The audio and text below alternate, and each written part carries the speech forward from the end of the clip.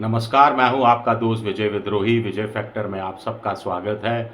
आप मुझसे जुड़ चुके हैं, इसके लिए आप सबका तहे दिल से शुक्रिया। 7-8 मिनट आपसे जुड़े रहने की कोशिश करूंगा। तो क्या बिहार में मुख्यमंत्री की रेस में नीतीश कुमार लगातार पिछड़ते जा रहे हैं? और नीतीश कुमार का मुख्यमंत्री की रेस में पिछड़ना क्या इंडिया गठबंधन के लिए एक खुशखबरी है, एक अच्छी खबर है?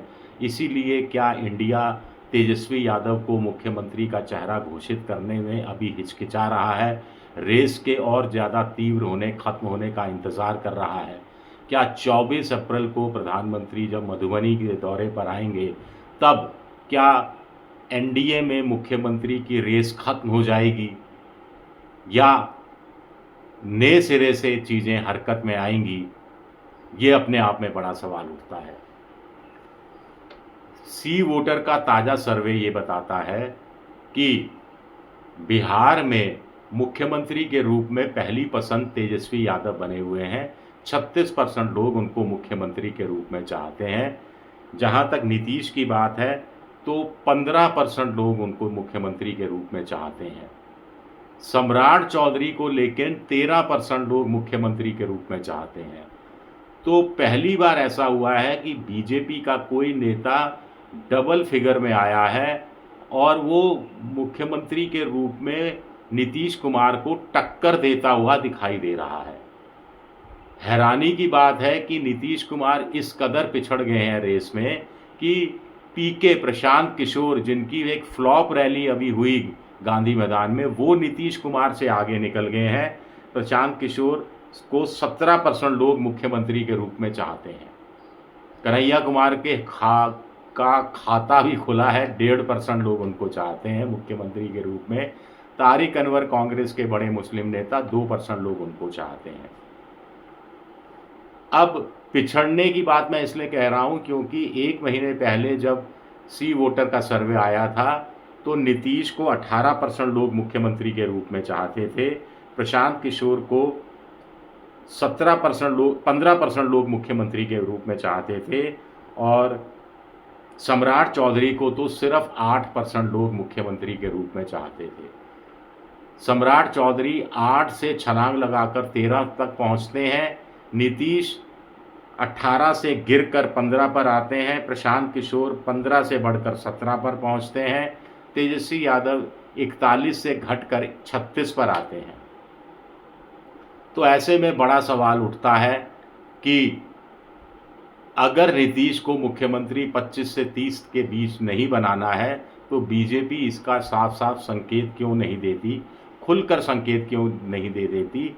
इशारों में क्या नीतीश को समझाया जा रहा है कि आप के लिए अच्छा ये होगा कि बस अब आप संन्यास की तरफ बढ़ें, अपने बेटे को पार्टी में ले आएं, उनको उप मुख्यमंत्री का पद भी दे देंगे और इज्जत से रखेंगे और आपकी पार्टी भी टूटने से बची रहेगी। नीतीश इस खेल को समझ रहे हैं। लेकिन इंडिया गठबंधन को क्या हुआ है? तेजस्वी यादव को एक कोऑर्डिनेशन कमेटी का अध्यक्ष बना दिया गया है।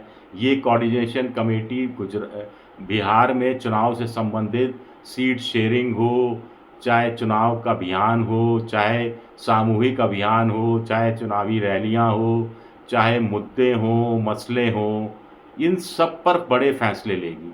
तो स्वाभाविक तौर पर मुख्यमंत्री के रूप में, अघोषित रूप में तेजस्वी यादव ही हैं। तो उनके नाम की घोषणा करने से क्यों हिचकिचा रहा है गठबंधन? सचिन पायलट क्या यूं ही कहेंगे कि चुनाव तेजस्वी यादव के नेतृत्व में होगा, महागठबंधन मिलकर चुनाव लड़ेगी, लेकिन मुख्यमंत्री कौन होगा ये बाद में तय किया जाएगा?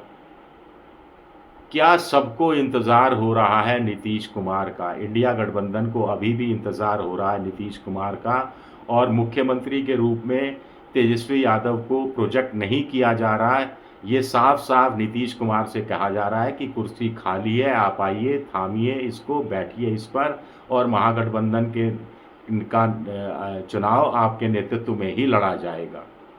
क्या नीतीश कुमार इनडायरेक्ट रूप में ये बात बीजेपी को समझा रहे हैं? सुना है कि अंदर खाने ये बात भी तय हो गई है नीतीश की तरफ से कि वो किसी भी सूरत में बीजेपी से 1 सीट कम पर चुनाव नहीं लड़ेंगे, बीजेपी से 1 सीट ज़्यादा पर ही चुनाव लड़ेंगे। पिछली बार बीजेपी 110 पर लड़ी थी, करीब 74 सीटें जीत कर गई थी। नीतीश कुमार 115 पर लड़े थे, 45 पर अटक गए थे।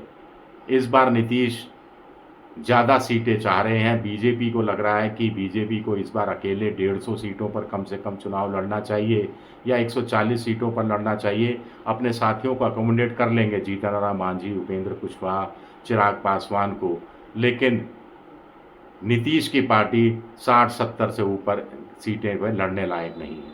तो नीतीश क्या सिर्फ गीदड़ भभकी दे रहे हैं? क्या प्रधानमंत्री इस चीज़ को सुन रहे हैं? क्या प्रधानमंत्री जब मधुबनी आएंगे तो इस सारे नाटक पर पटाक्षेप कर देंगे? क्योंकि महागठबंधन आगे निकलता जा रहा है। आगे से मतलब कि इस रूप में कि बैठकें हो रही हैं, संयुक्त बैठकें हो रही हैं, सौहार्दपूर्ण माहौल में चाय पकौड़े खाए जा रहे हैं, कोऑर्डिनेशन कमेटी बना दी गई है और बड़े नेता मिलकर एक ही टेबल पर बैठे हैं और बाहर निकलकर प्रेस कॉन्फ्रेंस में एक ही सुर में जवाब दे रहे हैं। चाहे कृष्णा अल्लावरू हो, चाहे राजेश राम हो, चाहे मुकेश सहनी ही क्यों ना हो, चाहे तेजस्वी यादव हो, सबका सुर एक जैसा है। तो कहीं भी ऊपर नीचे दाएं बाएं करने की कोशिश या गोदी मोदी मीडिया जो उकसाने वाले सवाल करता है, उसका उस फेर में नहीं पड़ रही। मुकेश सहनी ने कहा आप देखते रहिए, तेजस्वी यादव के बारे में जब पूछा गया तो उन्होंने कहा आप देखते रहिए, बहुत ही शानदार ढंग से लॉन्च किया जाएगा। बहुत ज़्यादा फिल्मों के अंदर लॉन्चिंग पार्टी होती है, बहुत बड़ी पार्टी होती है, उस तरह की एक बहुत बड़ी सभा होगी और उस सभा में मुख्यमंत्री का नाम डिक्लेयर किया जाएगा। क्या तेजस्वी का नाम स्ट्रेटजिकली अभी रोका गया है कि उस समय डिक्लेयर किया जाए, या मुकेश सहनी को भी अंदर खाने पता है कि नीतीश कुमार की एक बार वापसी फिर से हो सकती है महागठबंधन में, अगर उनको मुख्यमंत्री के रूप में घोषित नहीं किया गया 25 से 30 तक, या फिर उनकी अगर जो गिरावट और ज़्यादा दर्ज की गई तो बीजेपी तो उत्साहित हो जाएगी। तो इतनी बड़ी लॉन्चिंग, तेजस्वी यादव को अगर मुख्यमंत्री घोषित करना है तो इतना शोर शराबा, नगाड़े बजाने की ज़रूरत नहीं है।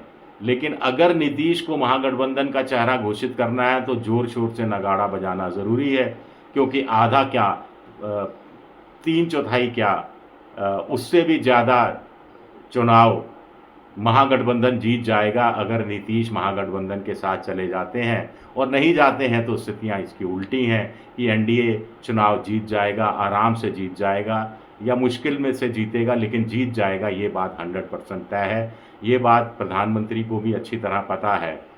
तो फिर देरी क्यों हो रही है?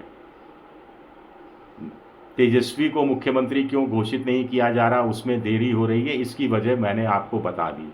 लेकिन एनडीए में क्यों देरी हो रही है, इसका जवाब क्या 24 अप्रैल को मिल पाएगा। शुक्रिया मेरा वीडियो देखने के लिए। पसंद आए तो लाइक कीजिए, सब्सक्राइब कीजिए, शेयर कीजिए।